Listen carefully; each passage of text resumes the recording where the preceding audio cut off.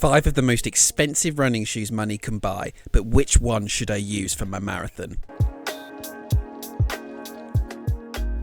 To help me decide, I decided to run a 3-kilometer loop with each of the shoes, but with absolutely no watch pacing to guide me along, all done on feel and trying to hit my marathon pace, which is about 6 minutes 50 per mile or 4 minutes 15 per kilometer, to try and break that elusive sub 3-hour dream.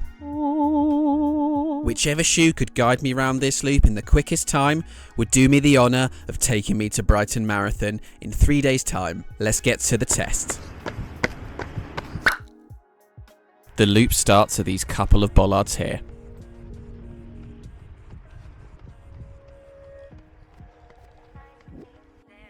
I think we're about 700 metres in. Obviously, I'm not looking at my watch, so I'm keeping it right off to my left, pointing outwards, so I can't see the speed. And it's a very, very familiar feeling in the Vapor 3s. They just have a lovely squish.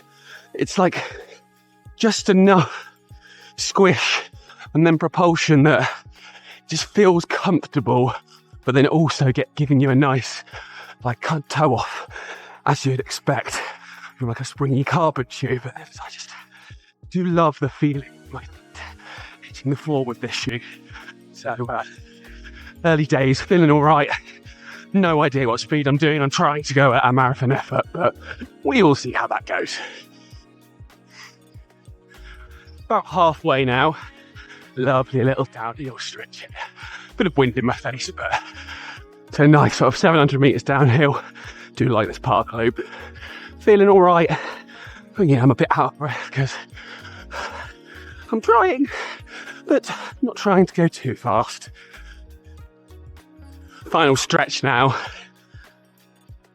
Just turning right, and you'll see the bit I started at. They felt really, really nice. Just very easy to set into whatever pace I have set into, which I think has been consistent. We'll see at the end just how close it was to what I was going for. And we hit there.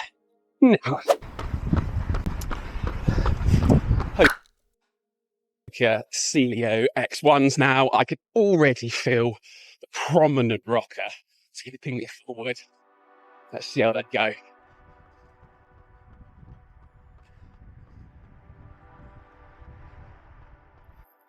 Again, 600 or 700 metres in, feeling all right, not feeling quite as comfortable as in the Vapors, I would say, at this point. My left foot feels nice, but like, I don't know, my right foot just feels a bit unstable.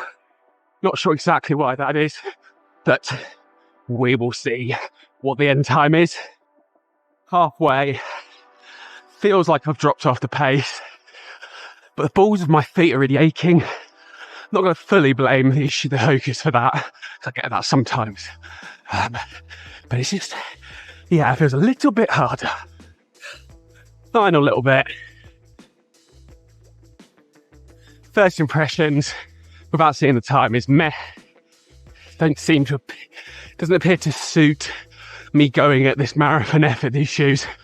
I did think when I first got them, it suited me going for it. And we are there. Alphafly ones. These are only got about 10 or 15k in them. I had saved them very much for a race day. I mean, instantly after the Hokas, when I'm just plodding before getting to the start of the loop, they feel, I mean, it's so much better. They feel really light, actually. And they're not as light as some super shoes. Let's see how we get on.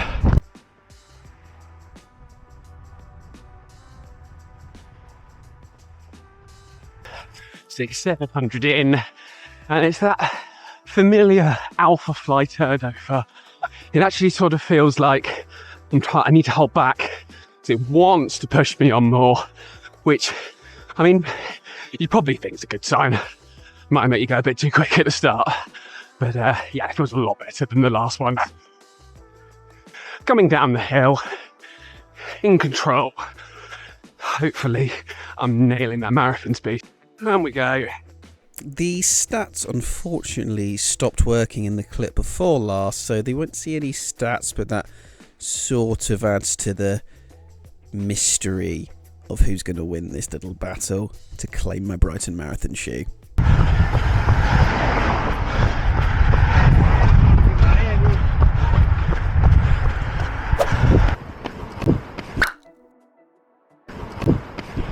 Saucony Endorphin Pro 4s.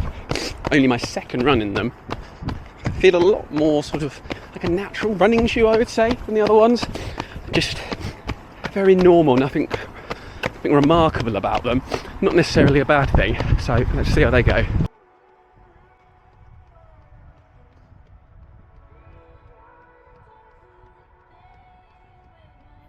"700 meters in, and if anything, feels like I want to go a bit quicker.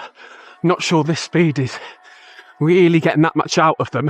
It doesn't feel bad, but it feels like just to really get the ping of this plate / like midsole combination. It wants me to pick it up, but I'm just trying to stay reserved.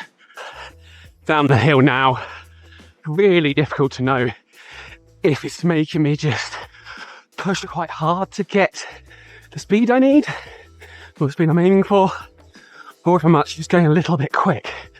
We will have to see soon, but you can tell I'm a bit out of breath now.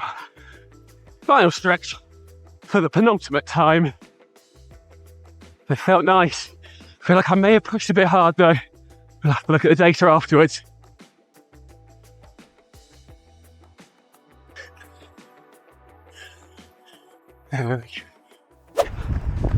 Asics Metaspeed Sky 3. If we ignore the fact that laces have just ripped my finger apart, they feel very, very good on initial step in. This is the first time I've run in them. Very light. Very, very light. Let's go.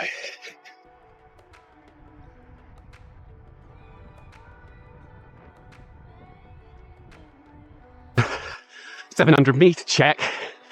Very Vaporfly 3-ish, I would say, in the feel. Slightly firmer than the Vapor 3s.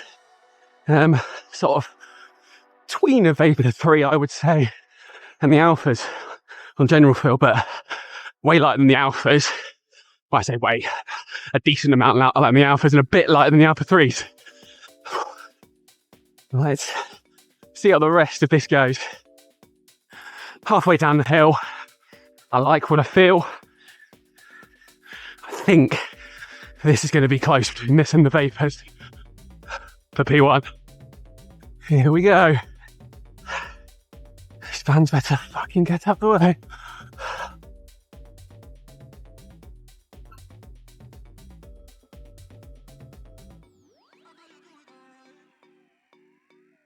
And there, the test is over. We're going to head on up to my flat and see what I thought was quickest overall, and then what was actually quickest afterwards. So immediately after getting back, I've lined them up in order of speed of how fast I did that 3K loop. And in last position, I reckon it was the Hoka Cielo X1.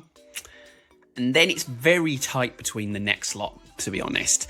But I've placed in fourth place the Saucony Endorphin Pro 4, in third the Alphafly Original, in second the Vaporfly 3, and in first place the last one that I used for that loop, the Asics.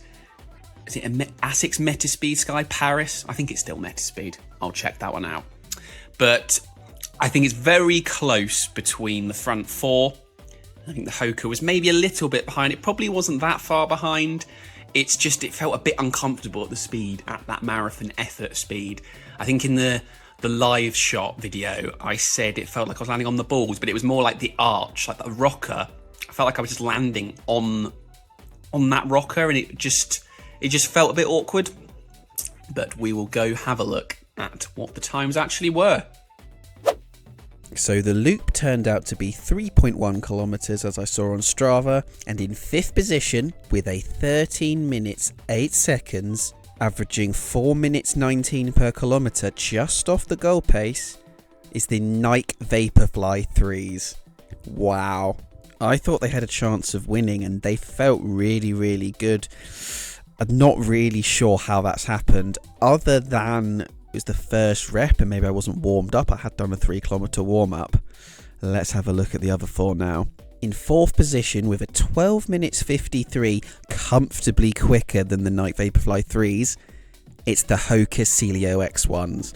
So I was right thinking these were towards the bottom, but actually they're quite a bit quicker, and the average speed was a 4:09 per kilometre, which is below the marathon pace. So they did what they needed to do. They just weren't quite as quick as the others. Let's have a look at 3rd position. In 3rd position, with a 12 minutes 45 seconds, is the Saucony Endorphin Pro 4s. A position ahead in reality of where I placed them based on feel, but still very much middle of the road. But they felt pretty good, and I think for me these suit more 5 to 10k because they're a little bit firmer than the Endorphin Pro 3s. Plenty of testing still to come from these as they're only about 20 kilometers in. And now time for the top 2. In 2nd place with a 12 minutes and 36 seconds, it's the Asics Metaspeed Sky Paris. What I thought would be the winners almost take the crown, but if we now go over and look at the winner, we'll see that it was a comfortable victory for the Alphaflys. They managed a 12 minutes and 29 seconds, averaging 4 minutes 01 per kilometre, or about 6 minutes 30 per mile, so comfortably quicker than the 4 minutes 15 per kilometre or 6 minutes 50 per mile speed. But I'm pretty happy, as I really felt like I was holding back in the Alphas. I didn't think they would win. I thought they'd be bang in the middle. I felt super in control in them, and knowing now that I can pull back even more to hit that goal speed in the marathon, and I'll make sure I do, I'll be following Juan, the Spanish man. He is the 3-hour pacer at Brighton, like a hawk during Brighton Marathon in 3 days' time, which will be coming to YouTube in the early part of next week. See you then, everyone.